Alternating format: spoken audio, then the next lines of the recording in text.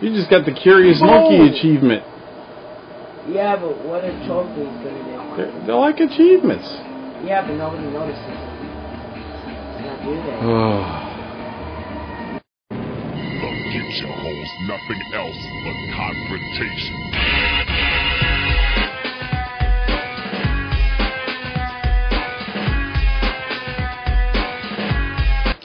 Welcome to Davis Weekly, number 11. This is Torrance Davis, and I am your host.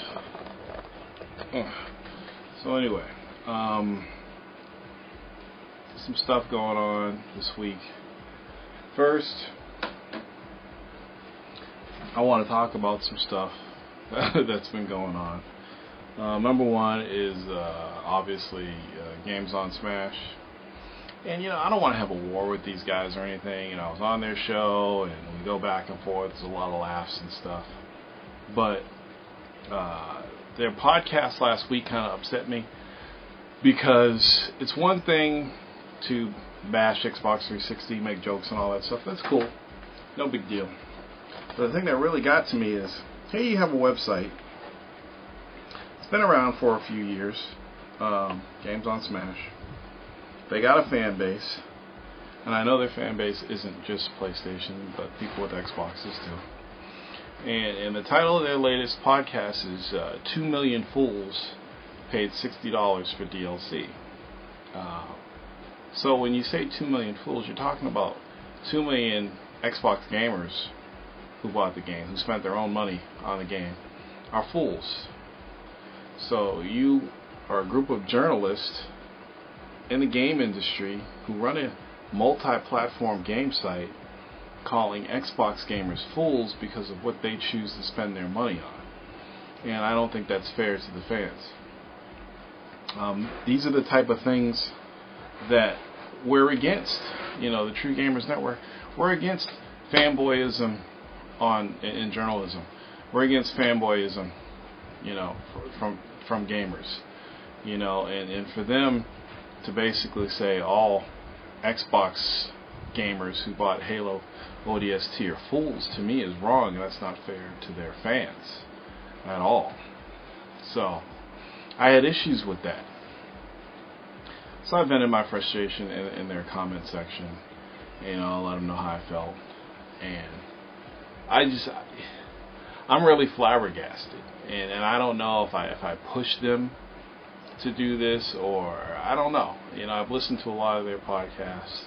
It's always been, more of a pro PlayStation podcast, which is cool.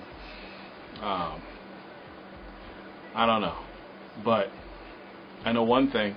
When I was on their podcast, he said that he never ever used the word doom, and he didn't say the Xbox was doomed. And I know what I heard, and just so people thought that I wasn't crazy, here's the clips. I'll play the clip where he said that Xbox was doomed, and then I'm going to play the clip of the podcast the week after he said it was doomed, where he didn't say that, where he said he didn't say that at all. And you can hear for yourself. So listen to this clip. Another reason why I think Xbox is just doomed, Microsoft is doomed this generation, is because. Hold on, who said Xbox was doomed? You did. You said it in your last podcast. No, I said it's a wrap.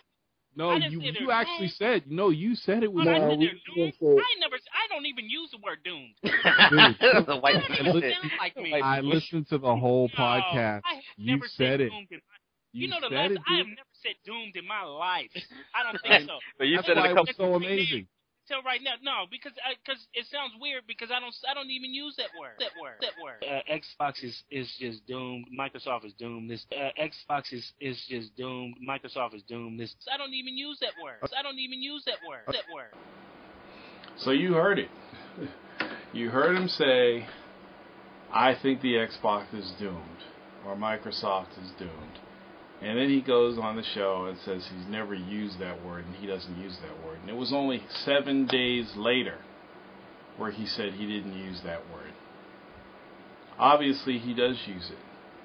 So either he's joking around, or he's got a poor memory, or he's faking the front. You know? So I don't know. I don't know. Spenny kicked him out of the True Gamers Network chat room. He kicked all the Games on Smash members out of the chat room. I didn't think that was necessary, but you know, it's his. He controls the chat room, so he kicked him out. There's a lot of shit going on with the True Gamers Network. A lot of people fighting, and a lot of people calling each other fanboys. It's fucking ridiculous. It's like, I'm tired of it. I try to spend less time in there and more time in my own bitbag chat room. You know, but I don't know where this is going to go. Obviously, we're going to have another video podcast in Vegas like we did at E3, and I'm sure everybody's going to be excited about that, to have us all in the same room going at it. But I wanted to play that clip for you just so you can see that I'm not crazy, and that Blade, he does this shit. He contradicts himself, you know. He makes things up. He misquotes me all the time. And I just got tired of it. So I spent a good hour and a half listening to their podcasts again and snipping those sections out just so you could hear it, so you could see that I'm not crazy when I talk shit about Blade. The dude's got some issues. So, you know, I'm sure they're going to try and come back at me again. We'll see how this goes. Another guy, Coalition, picked up Hypa. You know him as Orichi Nagi, and I call him Mr. Glass because of some comments he made on the comment section on the Bitbag many months ago. Again, the guy has a deep knowledge of the video game industry, which I respect. He knows a lot about games. My whole problem with him is currently his agenda is Xbox smashing. You know, the other day we were talking about Ninja Gaiden 2. He told me I should pick up Sigma 2, and I'm like, I'm not going to get Sigma 2. I got Sigma. Halfway through Sigma, about a quarter of the way through Ninja Gaiden 2.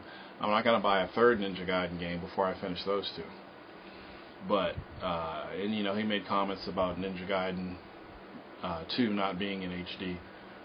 You know how I feel about that. You know the resolution's 585p. I think it's 585p.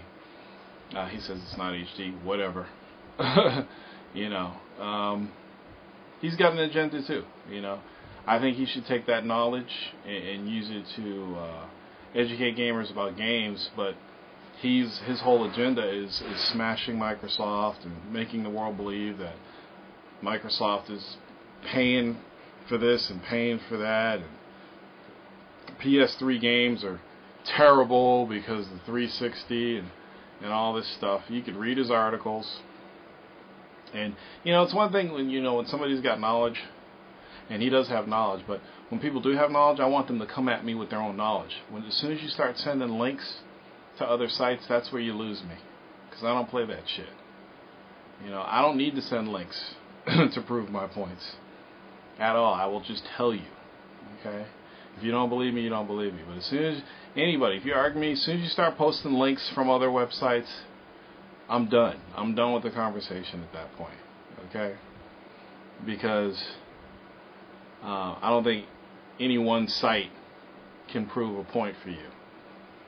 If you don't have the knowledge yourself, don't waste your time. But you know, I don't know. He's a different guy, different type of guy. I haven't figured him out yet, but he definitely has an agenda. I'm here to talk about the games. You know, I know the Warzone's about the console war and stuff, but it's gotten a lot heavier than it should have. Arguments have gone for an extended amount of time. Hip Hop Gamer takes forever to prove a point or to get his point out, which is totally unnecessary when everybody understands what he's saying. I'm tired of people ganging up on Hip Hop Gamer. I think that if Hip Hop Gamer says something that's wrong, it only takes one person, you know, to debate with him, not 5 or 6. So we're going to change that. I would honestly, when Hip Hop Gamer says something that's wrong, I would rather pull a fan in or a listener to debate against him, because that's more entertaining for me.